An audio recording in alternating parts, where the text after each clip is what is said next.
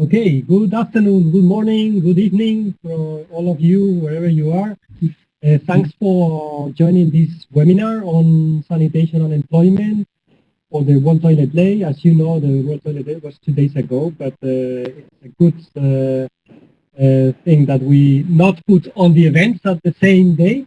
So we are having an hour and a half in front of us with a list of very interesting speakers and contributions.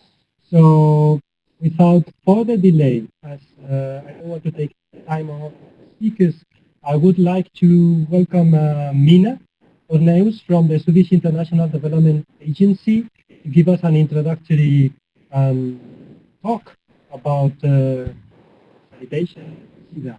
And Minna is Senior Policy Specialist in the Department for International Organizations and Policy Support. Welcome, Minna. Thank you, Alejandro, and welcome all of you to this day's webinar.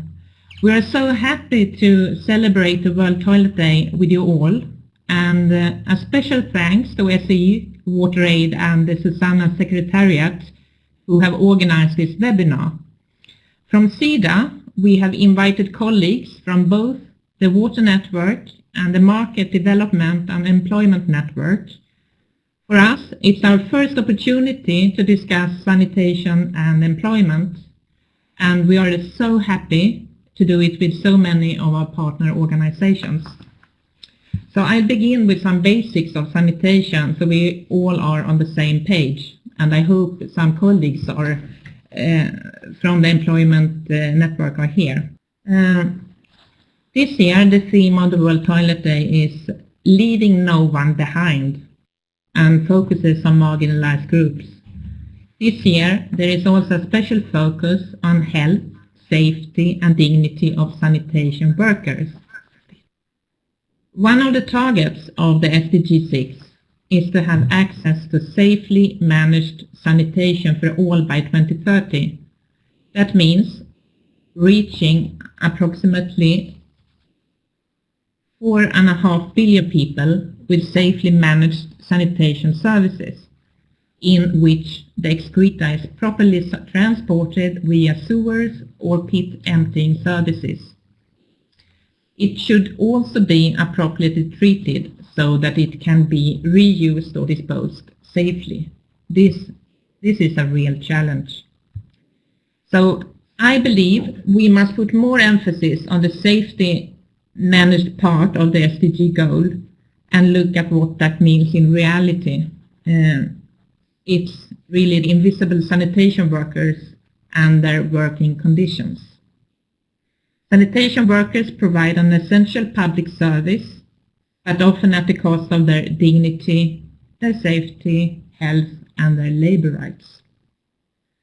Few countries in the developing world have any guidelines to protect the sanitation workers.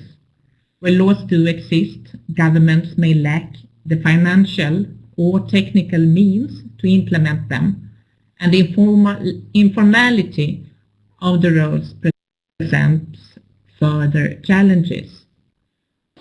Meeting the sanitation challenge is not easy.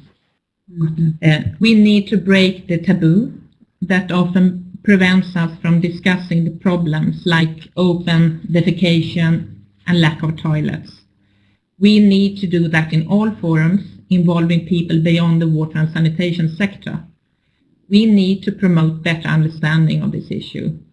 We need solutions that are affordable and achievable. We need financing. We need also to mobilize action and collaboration among governments, civil society and business. The business community can play a major role in addressing the sanitation crisis. It can support the provision of basic water and sanitation, and it can support jobs. And vitally, entrepreneurships can enable creative and sustainable solutions for the future. This area of work can contribute to the fulfillment of the SDG 8.5, achieve full and productive employment and decent work for all. At Sida, We have plenty of experience and good results from working with inclusive markets, small-scale businesses and employment. And we have great results from the sanitation work. However, what we still find that there is an untapped opportunity of merging these two themes, addressing several of the aforementioned challenges. And within Sida, we need to increase our efforts working between the different sectors. And we see today's webinar as a part of that.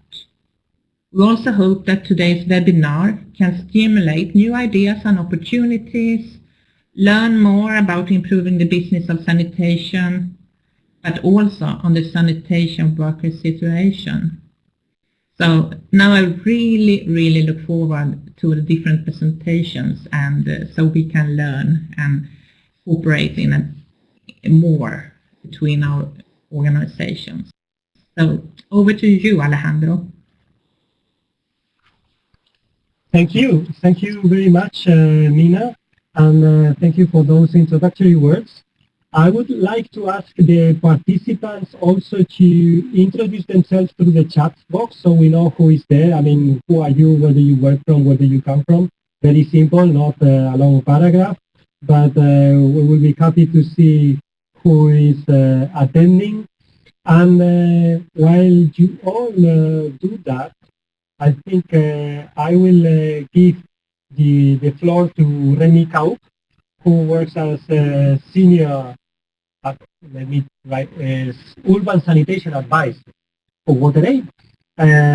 You all know what is WaterAid, a big organization working in more than 30 countries, and he's going to talk about the global findings and areas of action of the recently launched report of health, safety and dignity of sanitation workers.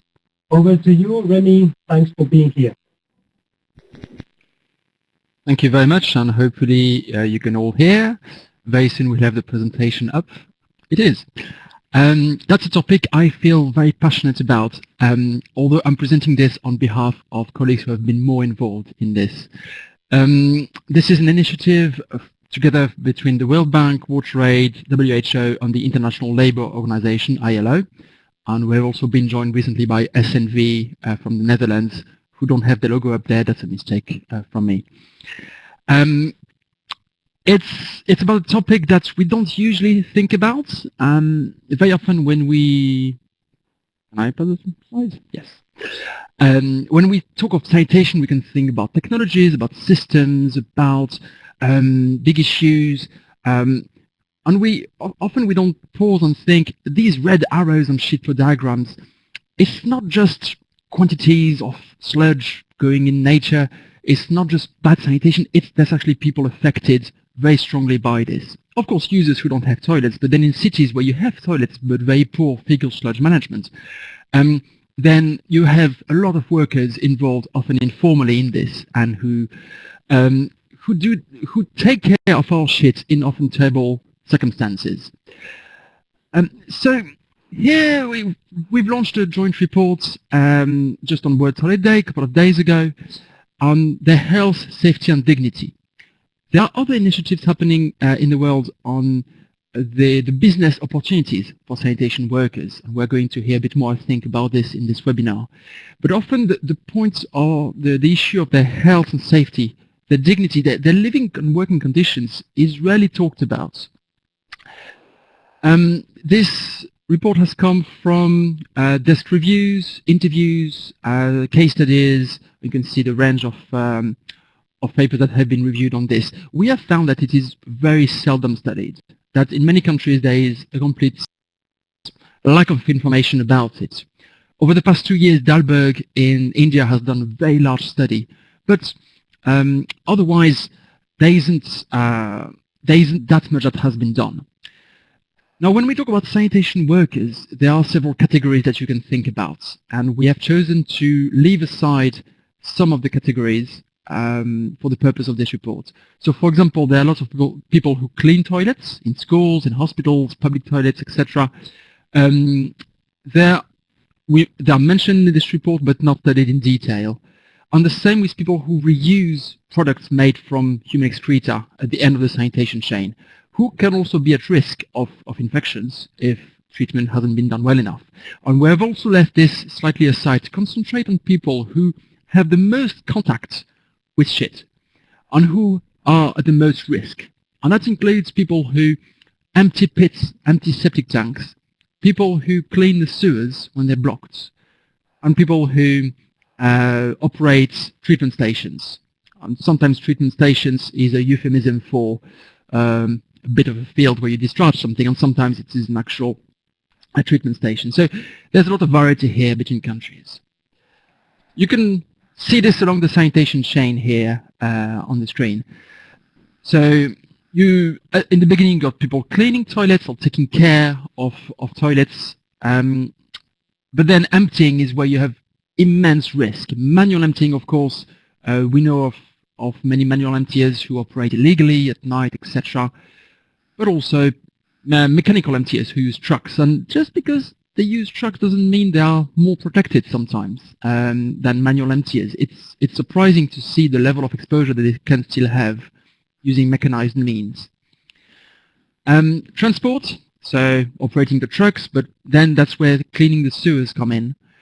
It is a very dangerous job. In India, it's estimated that one person dies every 5 days from cleaning a sewer, because you enter there without much protection, without testing for gases, because there's few operating procedures. If you faint and collapse, then that's the end. And even without this, it's extremely risky for other reasons. And then treatment plant operators and disposal, which can be manual disposal in some cases.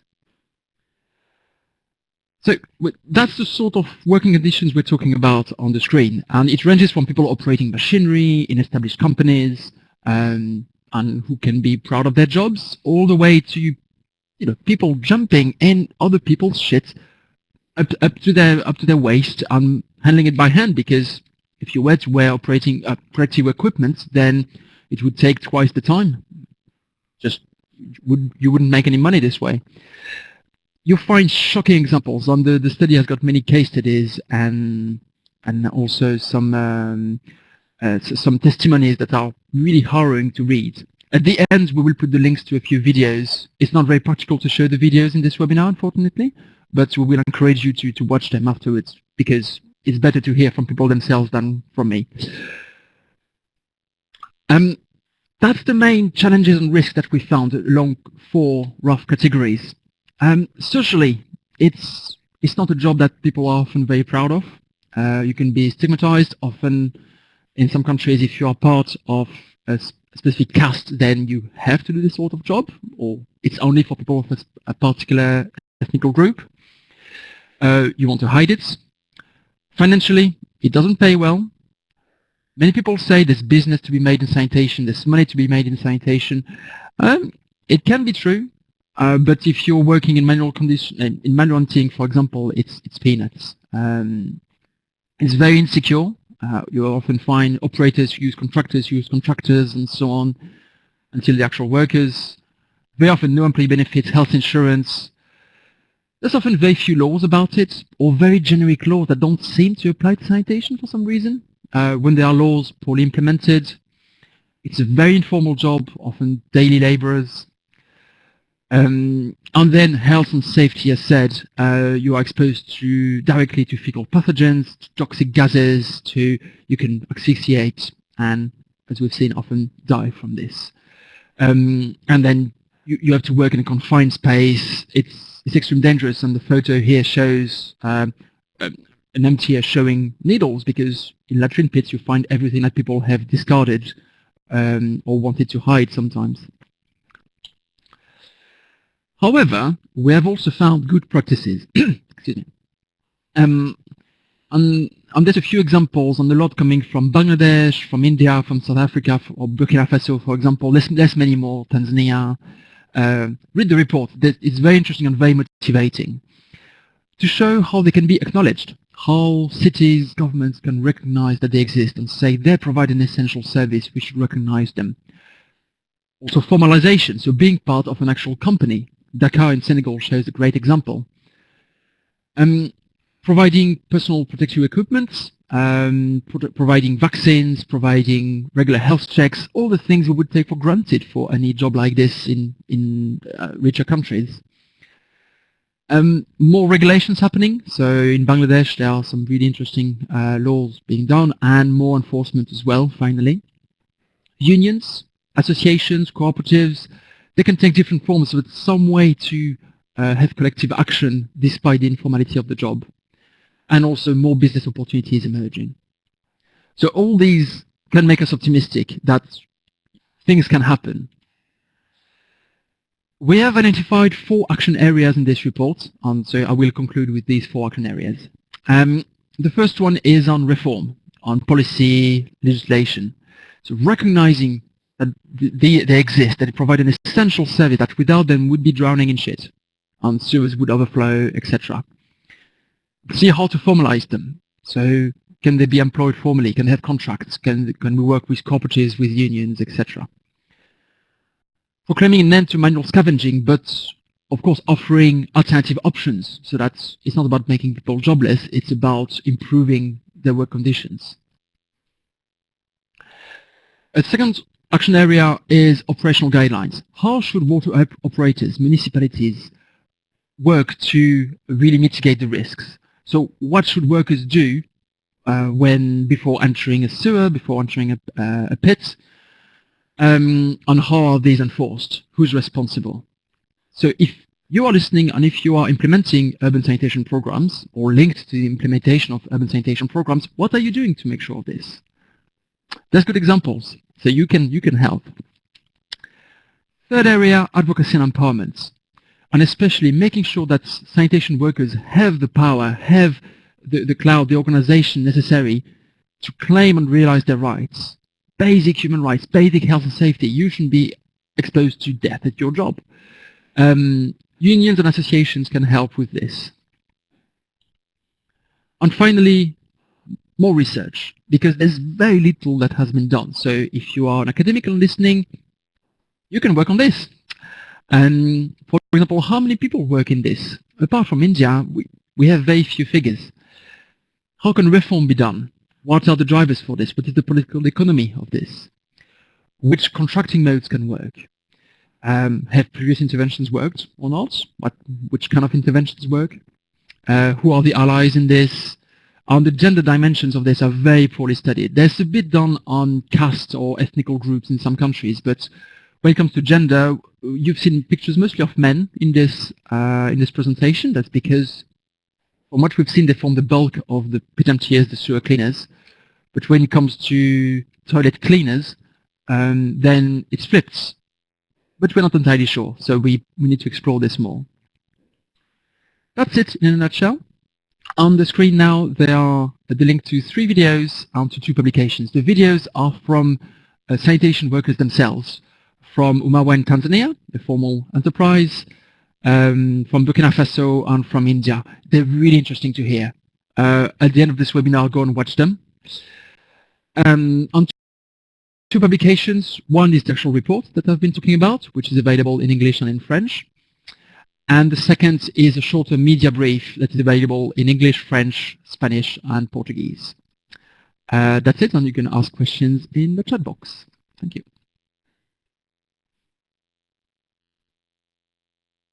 Thank you very much, Rémi. Very interesting report coming up, and you raised already very few good points and food for thought. We are waiting a little bit to see if there are questions coming in the chat box. I just want to repeat one fact that struck me, like 1 person dies every 5 days in India related to this work. Is that correct? Did I listen good enough? That's right, although the director of WaterAid India was saying that it may be 1 every day, because we only know those reported in the media, and that's about 1 every 5 days. But it may be much higher. So that's just India. Yeah, indeed.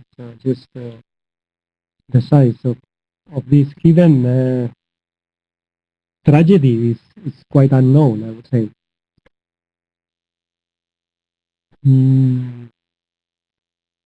Yeah, there is a good question from Madeleine saying, what is the planned follow-up on this report, which might be interesting for everyone to hear. Okay, there's several action areas. More dissemination and discussions. So we have done some workshops at Stockholm at the FSM5 conference, and we will be also in IWA conference in 2 weeks' time, and at the African Water Association Congress in February in Uganda. There's an exhibition as well to raise interest about it currently in Geneva, but it will be moving as well. Mobilizing other organizations. So the Gates Foundation on WhatsApp, Water and Sanitation for the Urban Poor, are interested in contributing on doing more research in this. We're working with researchers, so for example with Leeds University or LAFPRA, to research more in specific countries about it. And otherwise, working in our own organizations to see how we operationalize this. So how do we have better operating procedures? How do we work with water operators, water companies to make this a reality? So more suggestions welcome, and also if other people are working on this, we'll be very keen to hear about it. Yeah, that's a good point. But I think while people get used to the chat box and then they think they want to intervene, I would just give floor to the next presentation, because it's actually bringing that also to a very concrete case, and we can continue the conversation around both of the presentations after this, because it is from Martin, and it's about formalizing the emptying services in the informal settlements of Kampala. And Martin Mawejje, I'm saying properly, I presume not, apologize for that, is alumnus at the Sida International Training Program of Sustainable Urban Water and Sanitation, and it's a sanitation engineer with Water for People in Kampala. So I think he will give a very concrete example of this, and we can continue the discussion after the presentation. You have around 10 minutes, Martin. Keep typing questions, and we will do what we can to try to give floor to the different. Thank you, Jiménez. Thank you for that brief and very nice introduction. It's a good afternoon here in Durban, South Africa, and I'm happy to share a few experiences and successes from our work as regards formalizing pit emptying services in the informal settlements of Kampala. This is work that I've been directly involved in under Water for People Uganda, which is an international non-profit based in Denver and currently has footprints in about 9 countries. And the major goal of this non-profit is to enhance access to safe water and sanitation services that are sustained by all and managed by strong communities and governments. And the concerted part of this presentation, of course, is with a strong motivation and background with the International Training Program on Sustainable Urban Water and Sanitation, specifically the 2017 C Africa cohort, which I was blessed to be part of. I will talk about the background, then I'll go to the strategies that we did identify. I'll speak about the actions, milestones, challenges, and then, of course, the way forward. This project has a background, like I initially said, of the SUWAS program, and our main task here was to identify and implement in terms of planning ways to enhance access to water and sanitation services in our areas where we work. So the better part of it was spent on a cause and effect analysis of the existing situation and to identify change areas in order to counter and have more access, especially to the marginalized. So we had 3 basic principles of sustainability, inclusion, and equity, Now within our country teams, of course, our focus was mainly put in Kampala, where we realized that there was a deteriorating water quality environment. We had colleagues from the National Water and Sewage Corporation who had data showing that most of the water they were drilling from within the boreholes in Kampala was actually deteriorated. And there was, of course, evidence of large volumes of unmanaged, unsafely managed fecal waste within the city, especially the informal settlements. Now, this took us to the Kampala sheet flow diagram 2018, which I have there. And the basic points of interest was the 42% of the excreta, which was unsafely managed then, and 26% of which is neither contained nor emptied. There is a brief SFD for Kampala, which probably everyone can see there. And of course, particular interest was taken on the 8%, which is emptied but not delivered to the treatment site. Now, we had a question is, okay, where does this come from? Who empties this? This is an area where not many people had put efforts in countering. So we majorly zeroed down to this 8%, and we thought that we could probably cause change in that area. And the basic fact that 90% of sanitation systems within Kampala are on-site, meaning we have less than 10% sewage coverage, we had to zero down to mainly the informal settlements, with the large crowded settlements where most of these on-site sanitation systems are involved. Now the problem we see there is, of course, congestion, like I said, and according to the city authority, more than 80% of the pit laterals within there were either filled up or almost full. And problems they had were, of course, inadequate service providers, that's regards the pit emptying. Affordability was one of the issues that they did raise. And also accessibility. You know, the conventional pit emptying means is the vacuum tankers that many of us could be knowing. And there is no way they could access many of those areas. There had been efforts in introducing the semi-mechanized pit emptiers using the galpa, but many of them had not reached these areas. Areas where they had reached, they were largely expensive because there were very few service providers, and as we'll be noting, they were not formalized, meaning they were not legal. Nobody knew about them, and they could hardly come out in the open and be proud of their services. So the strategy that we developed was to transform these unsafe, call them illegal pit emptying operators within the city. How would we transform them? We need, of course, to identify them and then probably train them and have them equipped into the legal service provider so they can offer a service that is safe, recognized by the authority, and also that they could be proud of. Our vision specifically for that SUWAS project was the Kampala city where all on-site fecal sludge generated is safely collected and transported to the designated disposal treatment sites. That is the treatment plants that are run by the National Water and Sewage Corporation. It was quite an ambitious target. There are so many informal settlements within Kampala. Kampala is big with 5 divisions, but for this particular pilot, we were not even sure of the would-be outcomes. We concentrated our efforts on one specific parish within one division, and that is Mawejje parish, which I tried to show the location there. And then, of course, we had to identify the key stakeholders that we were going to use to cause this change that we hoped to. We identified the city authority, Kampala Capital City Authority, the National Water and Sewage Corporation, which of course runs the treatment sites, the local councils, NGOs and CBOs, many of whom were actually having different interventions in sanitation, but they were not streamlined. We had to reach out to the opinion leaders, the pit emptying operators themselves, and the households who had to pay for these services.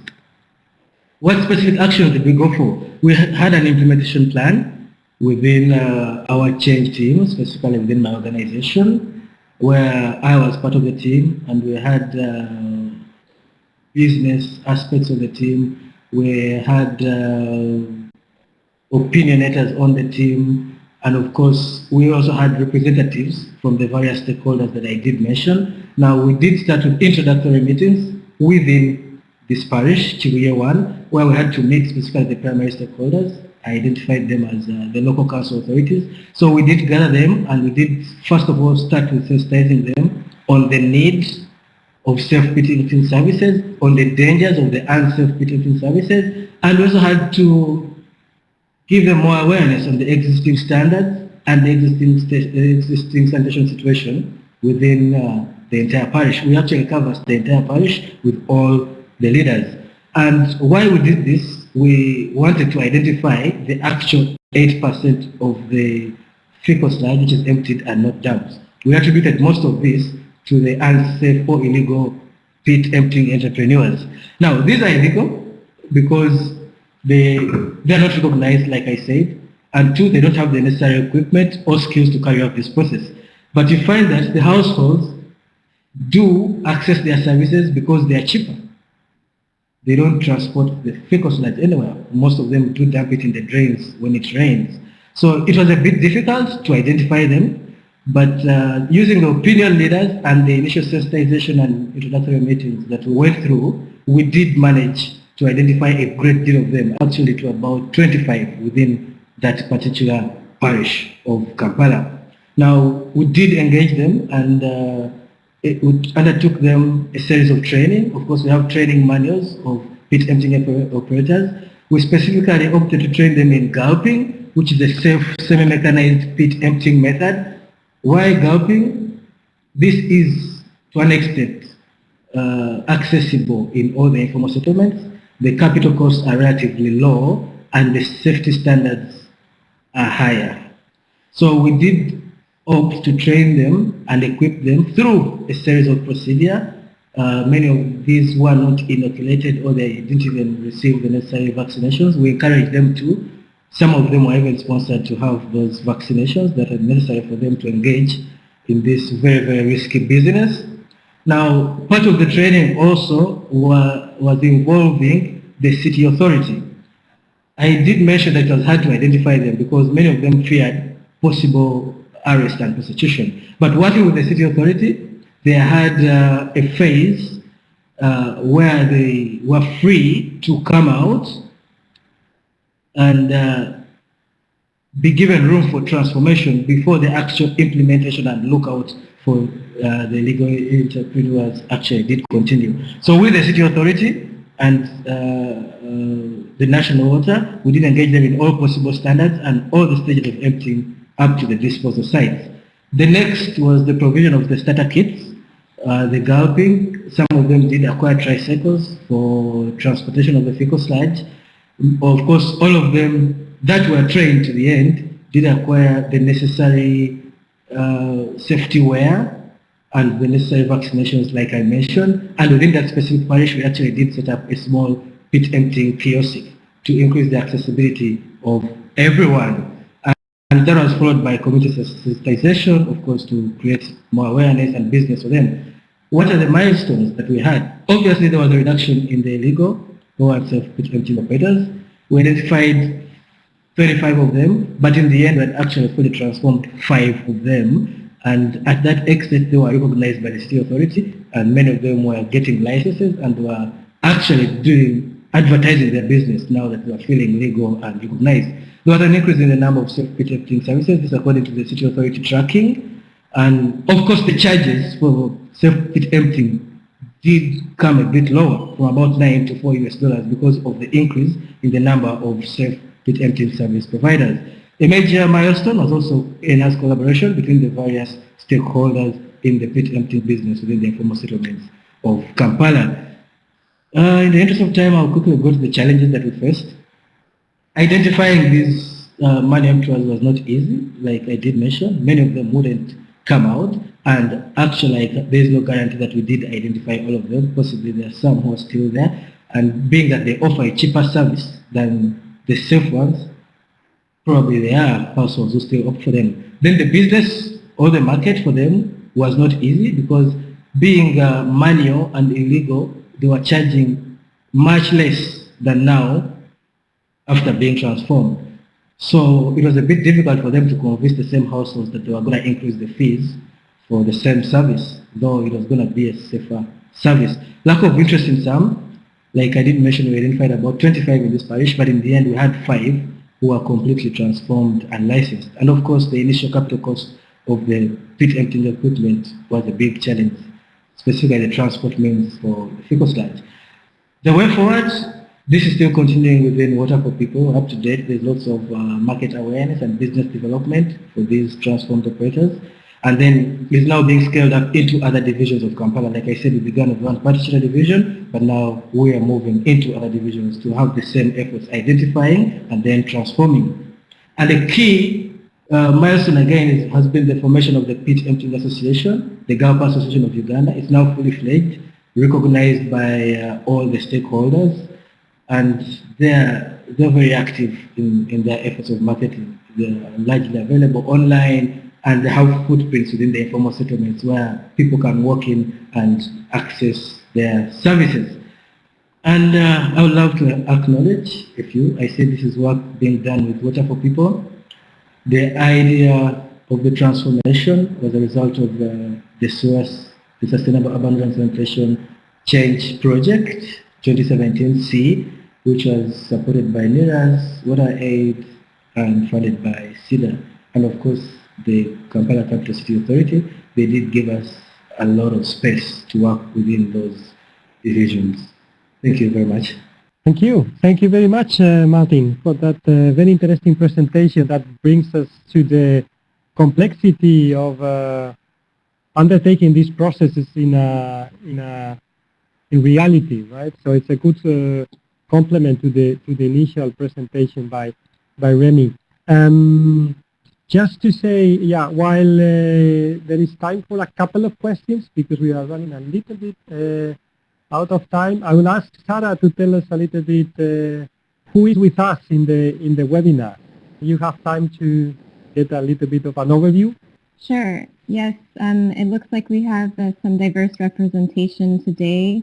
Of course, from the agencies such as Sida, several research institutions, and numerous water and sanitation advisors and program managers, both NGOs, civil societies, and private sector.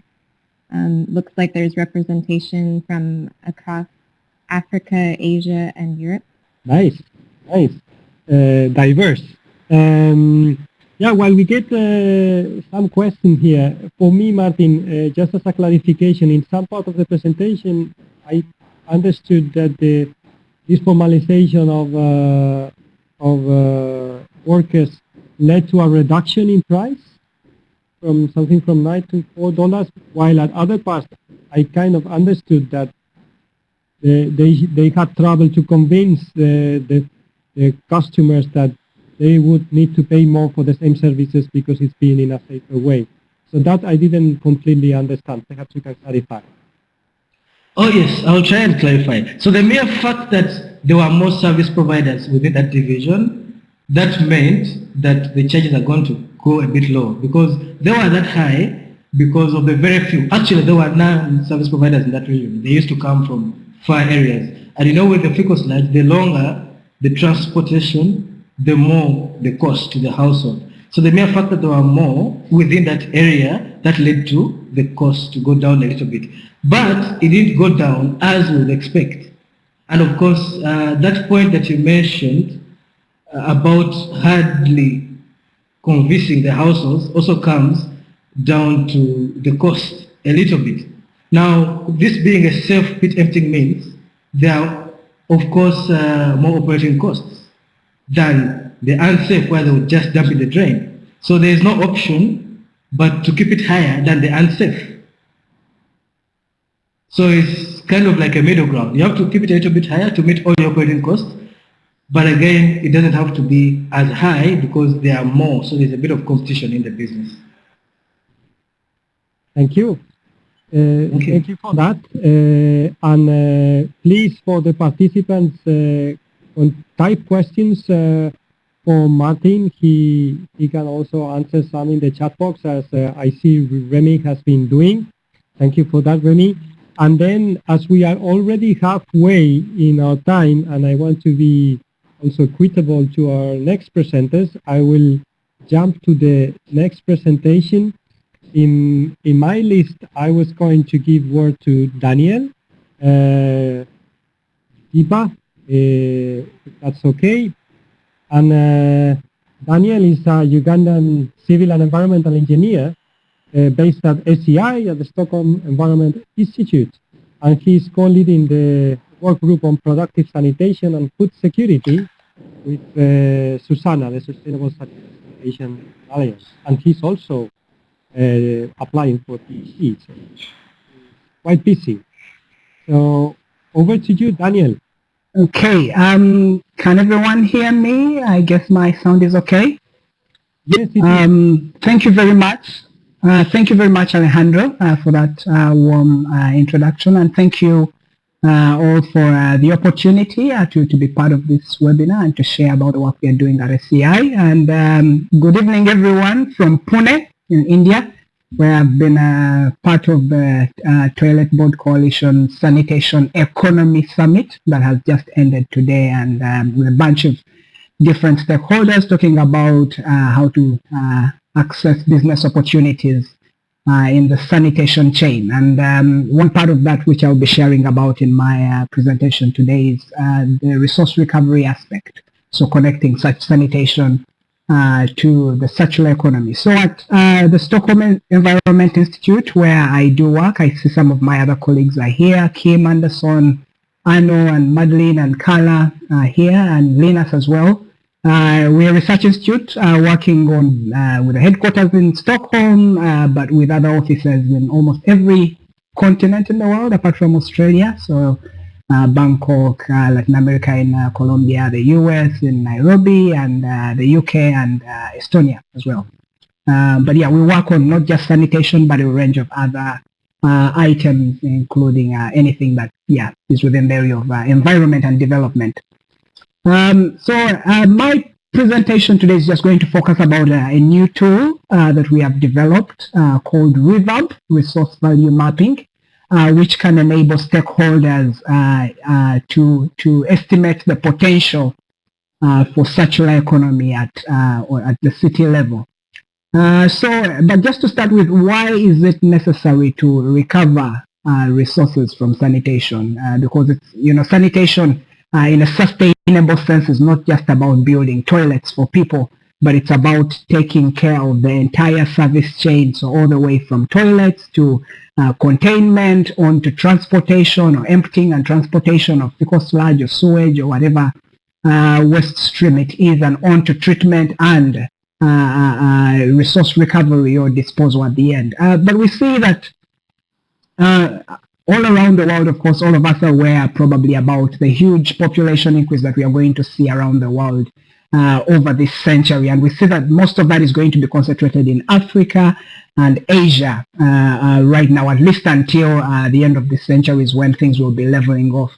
And this is happening at the same time as most of these countries, especially in Africa and Asia, are also increasing in terms of prosperity.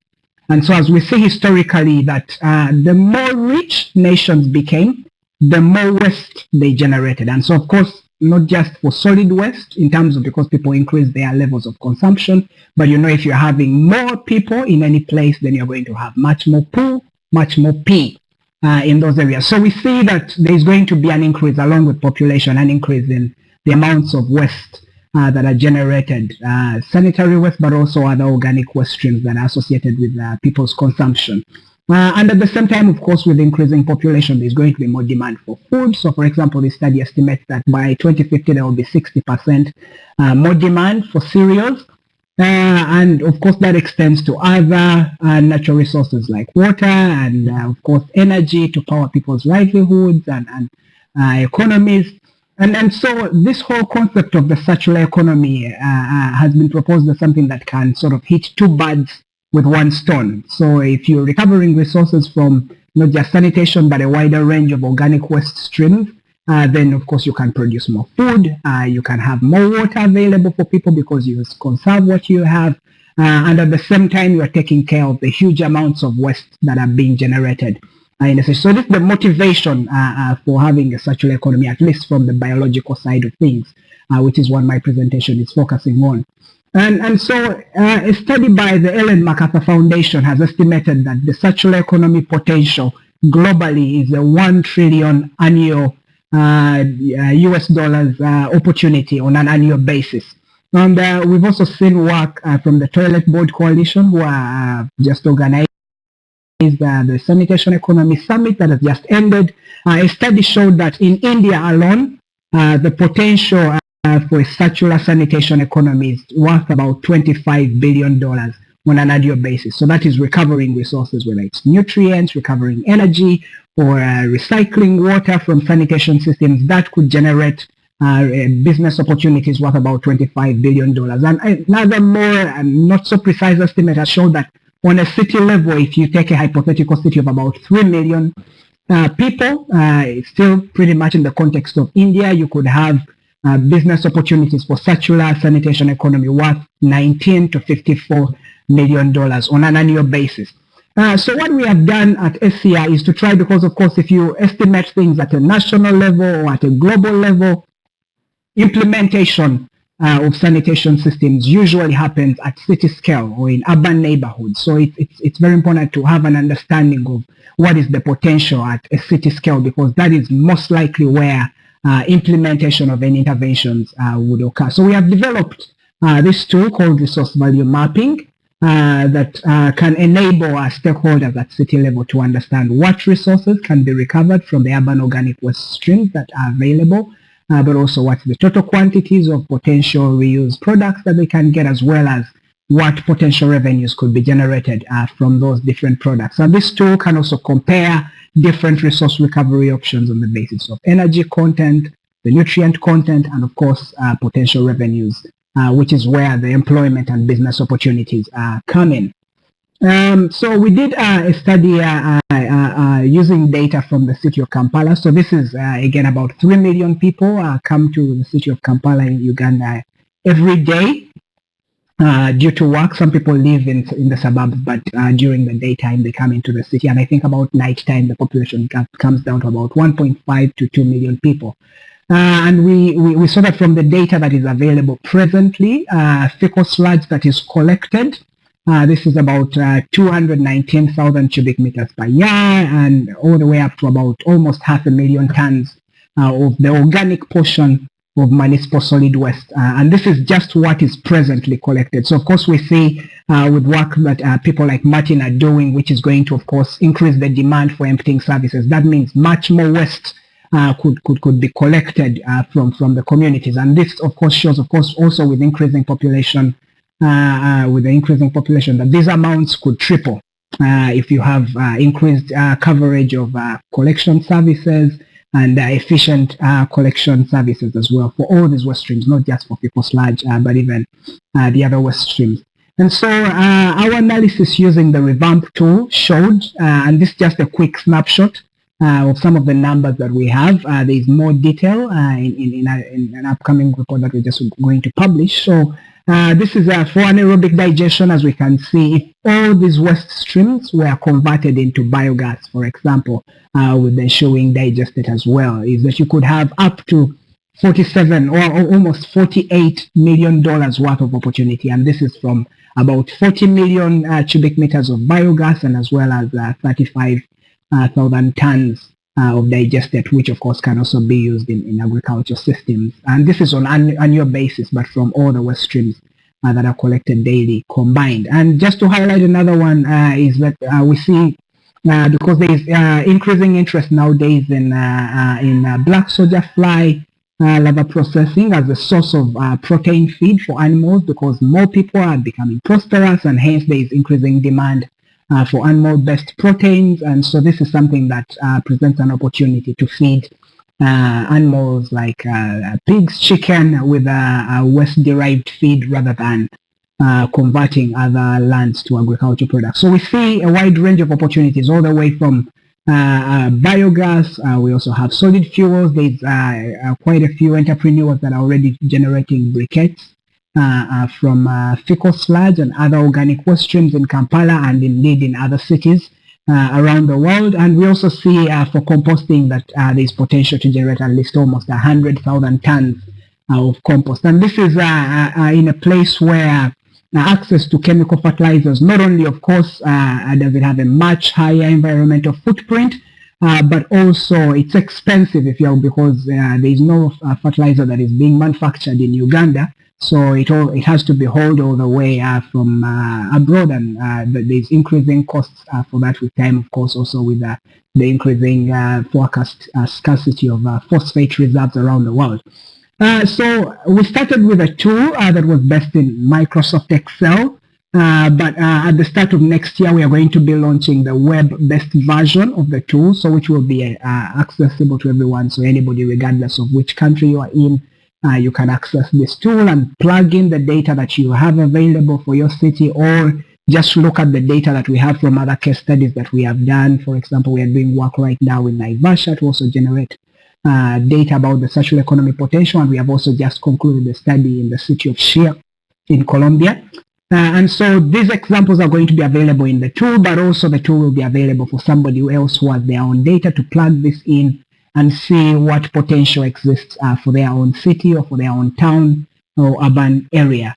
I will not go so much into the detail because of the discussion today is about sanitation and employment, and I will just highlight work that has been done by colleagues at the International Water Management Institute, of course, in collaboration with many other institutions from around the world. They have collected, I think, there is over 60 business cases of people from all around the world, entities that are generating energy, nutrients, and also being water reused, especially in low and middle income countries. And they have highlighted and documented these business models. So this is a book that is about 800 pages. As you can see, there is examples across Sub-Saharan Africa, in North Africa, in Asia, all the way even in the Americas. So there is very many examples that you can look at of people that have actually done this in practice, people that have generated businesses based on resource recovery from waste, and have generated jobs, in some cases from the tens all the way to thousands, depending on the scale of the implementation of in an actual intervention. So this is things that is not just theoretical, but something that actually works. And what we hope is that with our tool that can enable people see the potential for their own city, along with information, for example, from IMI showcasing the business models that others have used to implement similar things for water reuse or energy or solid fuel or biogas, people can be inspired to get into this space, so that not only will we conserve the resources that we have, but also generate lots of opportunities for people to be employed. And of course, this is of especially relevance in low and middle income countries, where in some areas there is high levels of unemployment, especially amongst young people. And this is of concern, of course, for me in the country that I come from, Uganda. It's a big concern, and that's why there's stakeholders that are interested. You know, can we see the potential and see how to develop resource recovery businesses?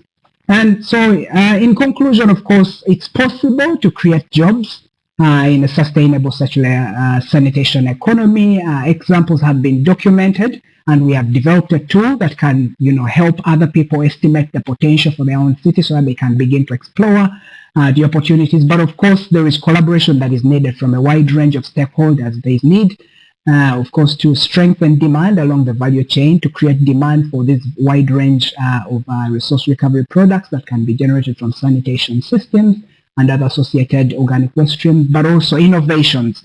Of course, there's a lot of technologies that exist already, but there is potential to innovate even more, not just in terms of technologies, but in terms of management schemes and even business models. We just have this is just the tip of the iceberg, so to speak. I think there is space to innovate more in business models, management schemes, and technology as well, to harness the opportunity that circular economy for sanitation presents. And of course, on the other hand, in terms of policy and regulatory frameworks, there is also need to work with a wide range of stakeholders. So we have just completed a study in Naivasha looking at the governance capacity to implement resource recovery from sanitation and other organic waste streams, and we identified the different barriers that exist in the policy and regulatory scheme at city level, but of course taking into account things at county and national level, and trying to understand how these can be unlocked to open the opportunities that a circular sanitation economy can provide for people. And of course, there is also need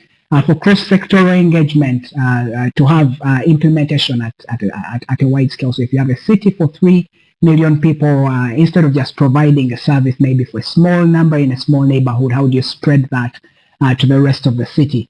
So that's what I would just say. There's opportunity to create jobs. We have a tool that can help people explore the potential for their cities. If you're interested to know more about this, we'll be happy to chat with you and see how the REVAMP tool can help you explore the circular sanitation economic potential in your city. Thank you very much. Thank you. Thank you very much, Daniel. Thank you for that very good explanation and the examples as well that tell us about the size of the business opportunity. And actually, there is a question from Ilva and Minna saying that do you foresee that it will be able to be used by finance institutions to better understand the market and realism of business plans in order to assess loan opportunities for sanitation businesses? Yes, I think, yes, that's very true. Financing institutions can also use the tool in addition to other stakeholders, city authorities, entrepreneurs, researchers as well, or even other development institutions that are interested in this space. Of course, the REVAMP tool has not been created to be used as a standalone, so of course you can complement it with other tools. For example, the business model assessment tools that have been developed by the International Water Management Institute, because if you know, okay, this is the amount of waste that we have in a city, and these are the different products that can be generated from that, you can, sort of feed that information into your feasibility studies and also assess the feasibility of your different business models that you might have in trying to take advantage of the potential. So yes, financing institutions, entrepreneurs, city authorities, anybody that is interested in this space of resource recovery can indeed use the tool and find helpful information and helpful applications. And I think Amar is asking about how, if you perhaps is asking about the feasibility for small cities. Like, have you come across any example of that? Because, India, and then you mentioned also Kampala, I mean, big cities, no? What about the smaller cities? Yes, there's a wide range. So just to share this, for example, I talked about work that we are doing right now in Naivasha. This is the urban portion of Naivasha is just about 100,000 people right now. Share as well is in the same population size range. So yes, if it's a small city, it's a big city, the tool is not necessarily saying, okay, big cities alone. It's you put in what amount of waste is available and you get the amount of products that can be generated from that city. So even if it's a city of 15,000 people, 20,000, just, get the data about the waste streams that you have, and the tool will help you explore the potential they are in. So it's agnostic to size of city or town.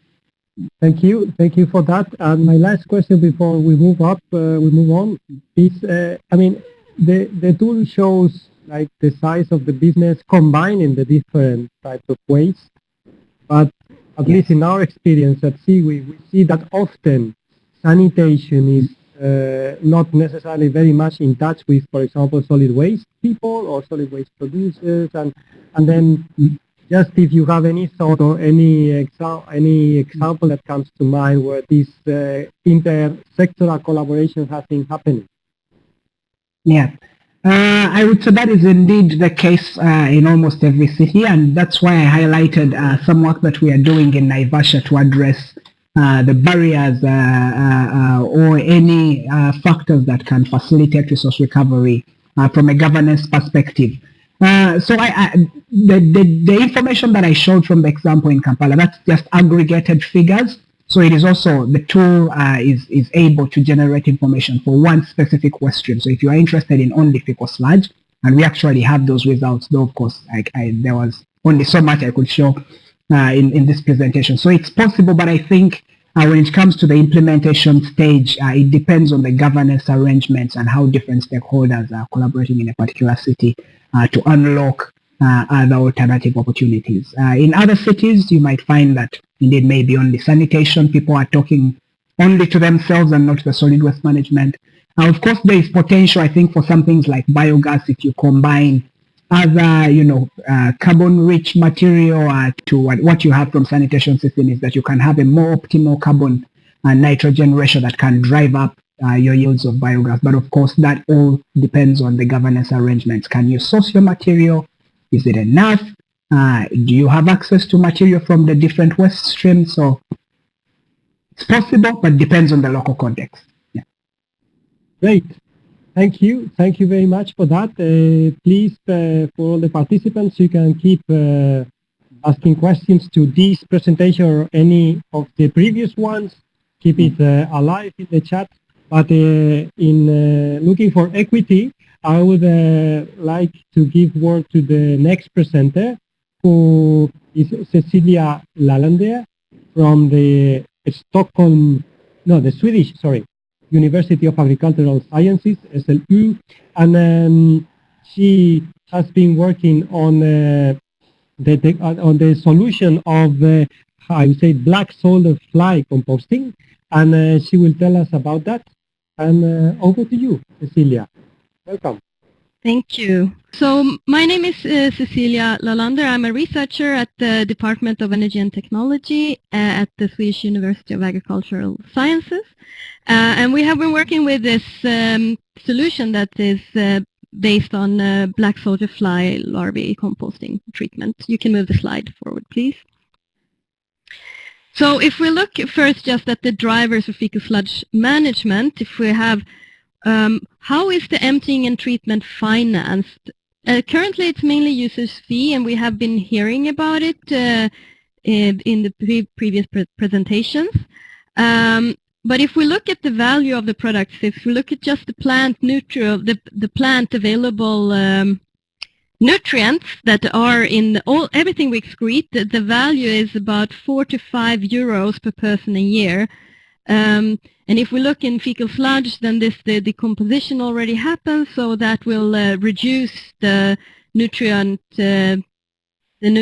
content. So then it's actually only 1 to 2 euros per person a year, and that's a very low value. So that doesn't really generate very valuable products. And so what happens is, and we heard in previous presentations, that the fecal sludge is not adequately treated. But you can move forward, please. If we can find something of better value, and we connect back to what Daniel was presenting, then the value that is generated could be used to finance the emptying, and so we could have a safer emptying and have a better management of the whole sanitation. And the method that we've been using is the black soldier fly treatment. So in that case, we are generating larval biomass, and that has a high value in comparison to the compost fraction, because the larval biomass can be used as animal feed. And we know that also the livestock, the consumption of livestock animals is increasing in the many parts of the world, and that has driven the need for more protein, for more sustainable protein sources. The treatment residue, on the other hand, can be used as an organic fertilizer, and in many parts of the world, and in particular in sub-Saharan Africa, there is a big need to put these nutrients back on arable land, because it's a great depletion of plant nutrients. And in the black soldier fly treatment, the nutrients are concentrated, so that simplifies the spreading of this product in a later stage. Please forward. So if we look at the efficiency of this treatment, if we have 1 ton of feces, and this would be fresh feces, it's not actual fecal sludge, but fresh feces, we would generate about 250 kilograms of larvae, and that is 35 kilograms of crude protein and 30 kilograms of crude fat. So if we look closer into this protein fraction, the dry larvae have about 40% protein on a dry matter basis, this doesn't change very much regardless of what substrate that the larvae are reared in. But in the feces, we get about 40% of dry matter in the larvae. If we compare this to other common protein sources, like the commonly used soy, it has about the same protein content as soy, It has a lower protein content than the fish meal, which is also very commonly used. But the reason why the larvae have a bit lower protein content is because they stop feeding in their final larval stage, so they need to save that energy in the form of fat. So they have a bit higher fat content instead. But it's not just the protein content that is important when we want to use this as animal feed. It's the quality of the protein, and that comes out in the amino acid profile. So if we move forward to the next slide, please. We look at one of the important amino acids for predatory fish and for poultry is the methionine. The methionine is the sulfur-containing amino acid, and this is it's very important, like I said, for the predatory fish and for the poultry to get these amino acids, and they need to get it from the diet. We see that fish meal has a very high content of this amino acid, but the soy has a bit lower, and often it has to be added artificially. But if we look at the fly larvae, they have a higher methionine content than the soy. So it's actually a better protein source than soy. And this, so considering that we are generating this from a waste fraction, it has a very high value. So if we look at the other fraction, we also get, so if you press forward one, we get, apart from the larvae, we get the treatment residue. And the treatment residue is about 2 to 4% of nitrogen and phosphorus, depending on what the content is in the inflow material. And this is a little bit more concentrated than other common organic fertilizers. But if you sum up these, you see the 250 plus 200 kilograms, it adds up to 450, but we were treating 1 ton. So that means that there is something else that has been lost. And one of the things that we lose a lot is water that is being evaporated in this process. So we actually lose 490 kilograms of water also. Move forward, please. So if we look at the product value, so this is a comparison that we did from a Swedish context, and we calculated how much we get from treating 1 ton of feces, and that's the total excretion of about 10 people per year. If we calculate the value of the products that we get from a composting treatment, we get a quite low value, and this is where we say it's around less than 20 euros then from the compost, and that equals, like I said, 1 to 2 euros per person and year. If we do anaerobic digestion, we get around 85, and this is if we upgrade it to vehicle gas, which has a very high value. If we make electricity out of it, we get a very low value. We don't get much higher, so much more than regular composting, but it's a more complex process.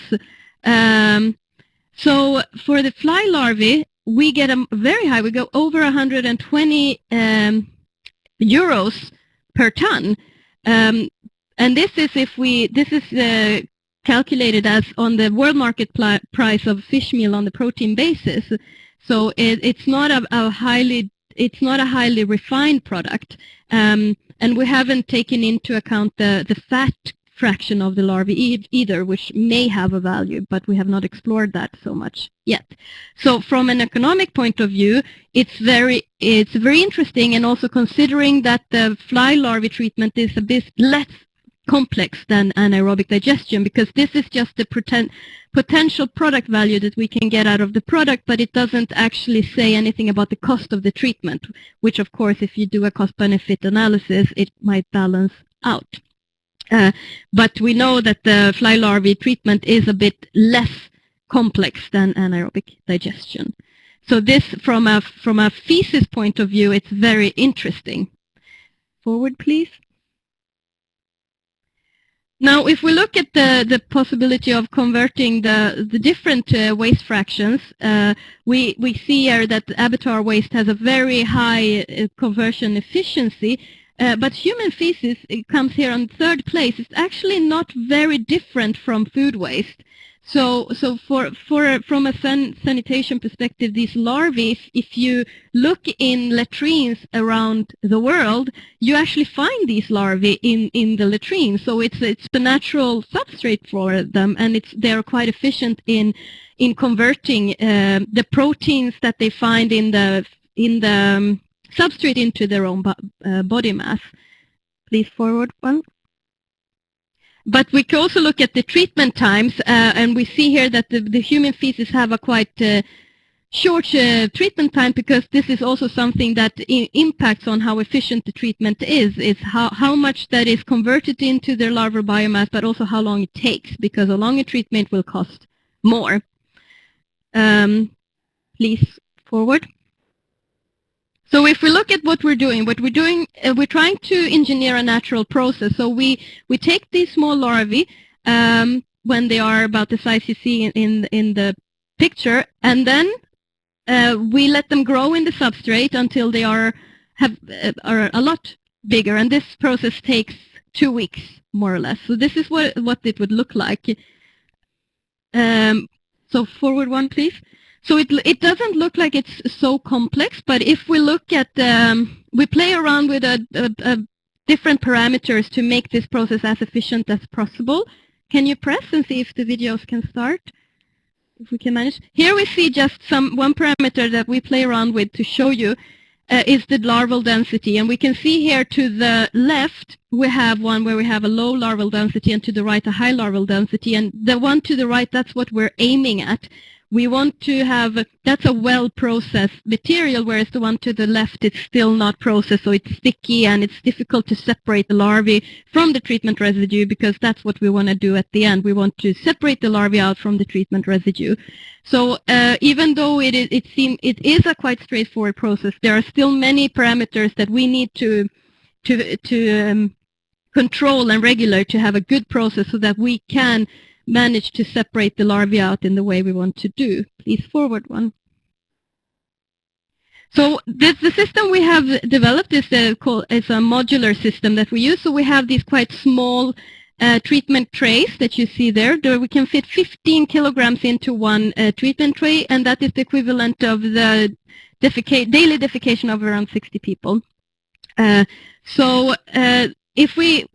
thing with the larvae is that we need to do the treatment in quite shallow. We can't have too deep material, because the larvae need to breathe and they need to be able to move the material. So we do it in quite shallow boxes.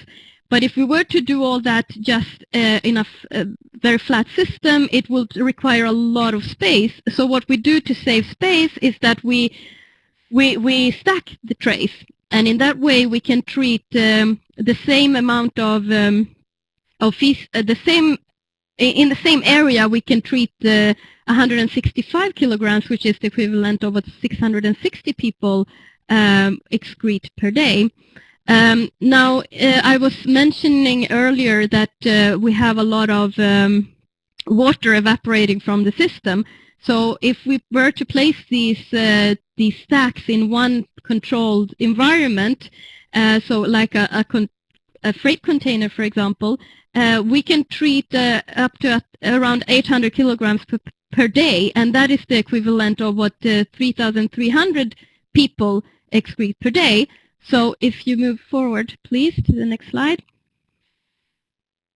So if we envision the system in where we place these containers close to where the waste is being generated, so for example at a public toilet, at the side of a public toilet or somewhere there, and then we place a container there, and that's where the treatment with the larvae happens, and there a lot of water will evaporate. So it will simplify the transportation of the generated products, which is the treatment residue and the BSF larvae. But we still need to make sure that the quality of the generated products are maintained, and this is done better in a more controlled and centralized environment. So if we were to take these larvae into a more centralized center for refining the products, we can guarantee the quality of the products that we will sell to get can get a higher value out of them also. Also, we need to add the small larvae into the treatment because they don't come there by themselves. We need to add them, and it's a batch system, so we need to add new continuously. Now, this is the more complex part of this treatment, to rear the flies so that we can have these small larvae. So that is also benefited by having in a more centralized location. So if we we do the rearing of the flies also at the same centralized location, and then we just transport the small larvae out to the treatment. In this way, because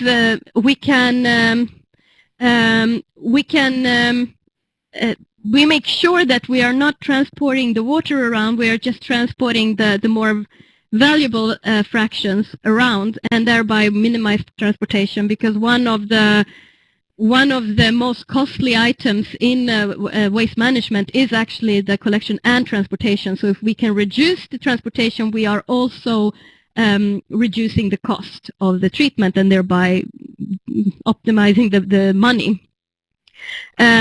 So there we have the rearing in the same locality as the refining, and then we take the small larvae that we are generating. Can you press again, please? No. And we take them to the treatment. So we see here we are transporting the larvae around, but we are not transporting the water. So this way we're envisioning that this could be done by maybe an entrepreneur that could have several different public toilets and collect the feces from these toilets and then take them, have one of these centralized rearing and refining centers where the products are taken and also where the flies are reared. So this is what we have envisioned as a possibility for a sanitation business using the BSF treatment. So we have been working with this for a while, and of course have a lot of collaborators that we would like to mention and the funders. But that's all that I wanted to share with you. So if you have any questions, please, I'm happy to answer them.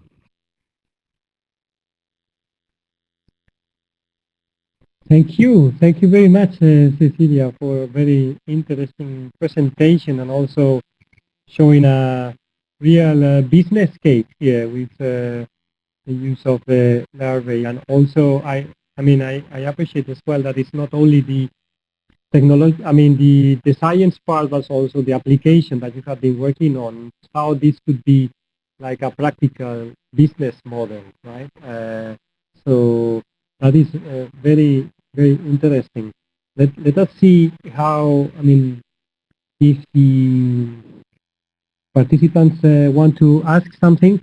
In the meantime, from my side, have you come closer to like a real case where you have been perhaps trying to present this to different cities or service providers, or are you planning to do so? Yeah, because we work with this treatment not only from a sanitation point of view, but also from a waste management perspective. And there is, both in Sweden, there is a really large interest for this treatment, but we have a bit of a legislation problems in Europe at the moment, which I may not go into because it's out of the scope of this. So it's hindering a little bit the implementation. But we also have a great interest in China, so and in Tanzania we're also working for organic waste, but not for sanitation. So we're still looking into opportunities in which we could, or someone would be interested in working with it. We would love to assist, but we are looking more into it from an organic waste perspective in these other places at the moment. Thank you. So for all of you participants, to take note of this possibility and see if any one of our partners in any country would perhaps be interested and present at least the business opportunity, which seems quite important. I can see one question here. It's if it says if it's easy to maintain the larvae, and if I can answer that, it's a bit. The larvae don't like the actual larval treatment. The one that could happen in the container is not the most tricky part. It's not. I mean, the more efficient you want the process, the more you need to regulate it. But it's not the most tricky part. The trickier part is the colony maintenance and to get a colony functioning. That's actually the more technically challenging part. And for the treatment part, it's not that difficult. It is. I mean, it's not that easy either. But yeah, it's not difficult to maintain them if you know how to maintain them.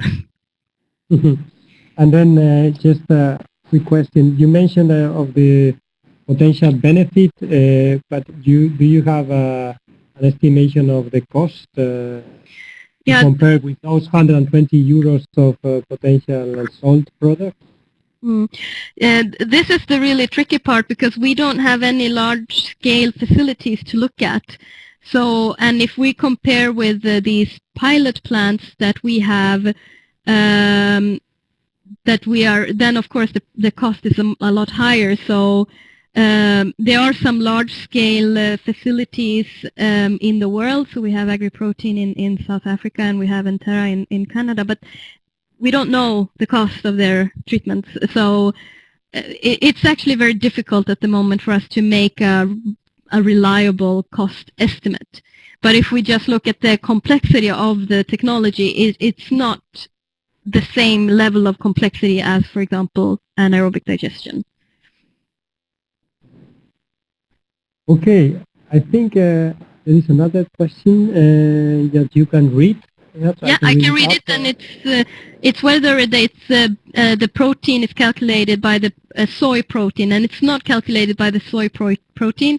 We've calculated based on the fish meal protein world market price, actually, but not the soy protein. Okay, thank you for that clarification.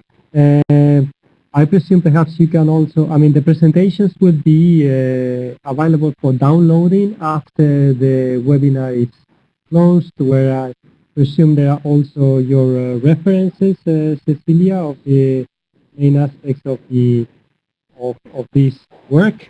And I encourage all of you to get in touch with Cecilia and with all the participants for further interaction. Because now we are getting to the closure. From my side, I would like just to remind that we have got like 2 different parts of this webinar. At the very beginning, looking at the health, safety and dignity of the workers, and this global report, which was launched a couple of days ago, which we encourage you to download and also look at it and see what we can do in all of us for that from a practical perspective. We had also had the case of Kampala, where we saw how legalizing sanitation workers in practice is quite a process. It can be challenging, but it was, of course, and generating some association of these workers is one of the steps towards making these working conditions much better. And in the second part, we have been looking more at the business opportunities. The first presentation was about the REVAMP tool, which gives all of us a possibility to use the tool to have an estimation of the value of the potential resource recovery that we could get from sanitation and from other sources of waste. And this last presentation by Cecilia, where we have been looking at a very specific case of how to get more value added and more potential business opportunity from the waste, not yet applied in sanitation at scale, but this is a wonderful opportunity to look at and to continue following up this work. And with this, I think it's time to close. It's 3:30 here in Stockholm. This is the time we had allocated for this webinar. I would just like to thank you, all of you, for participating. Thank you to the organizers, to Arno from HCI, to making all this possible on the technical side, Sarah as well from WaterAid, other parts of the preparation, and Swedish International Development Agency, WaterAid, HCI, all the participants. Thank you for being there, and see you soon. All the best. Bye-bye.